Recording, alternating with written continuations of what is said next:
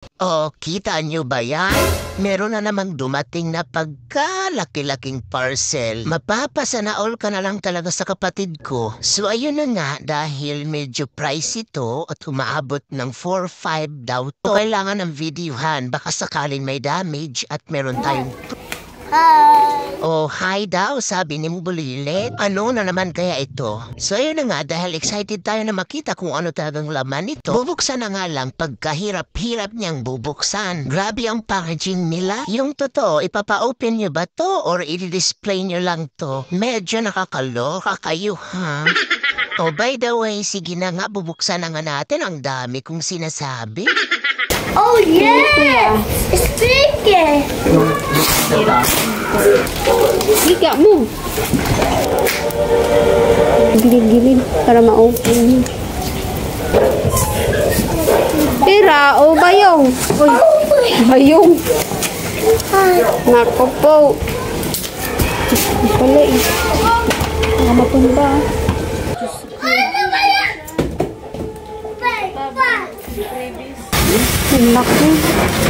So ayun na nga, simulan na natin mag-assemble nito kasi kailangan pa siyang ilagay yung mga parts at kailangan talaga isa-isahin ang paglagay para maayos. Partida, dalawa na kami nag-assemble pero hirap na hirap kami kasi hindi rin naman namin kabisado to. Gagawin ang lahat para sa pangarap na maging sexy.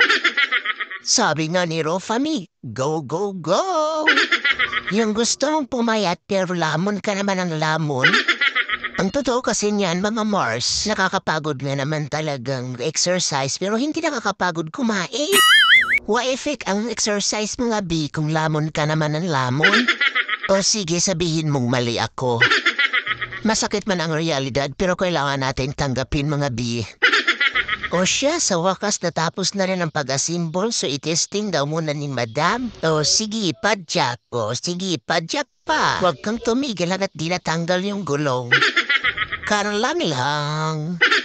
O siya, hindi na tayo magpatumpik-tumpik pa. Simulan na natin mag-exercise ng pumayat na. Sana all papayat. So ayun, masyadong mababa pala itong nasa harap. Ayan, kailangan mo nang i-adjust. Ikaw ba naman mag-exercise na nakatuwad? Jesus Ginoo. Paano na lang kaya no? Ay naku, ang hirap pala nito. Kailangan pa i-adjust yung mga tornilyo. Baka kasi biglang bumigay at ayun, mahuhulog ka. Tapos kapag nahulog ka na, hindi ka naman sasaluhin. Agay! Medyo masakit na naman talaga yun. O siya, ako naman mag-testing. Si Buntit, ayan o, tingnan nyo. Parang butiti lang. Well, advantage sa akin to guys kasi malapit na tayong pumutok. Mga anak pala.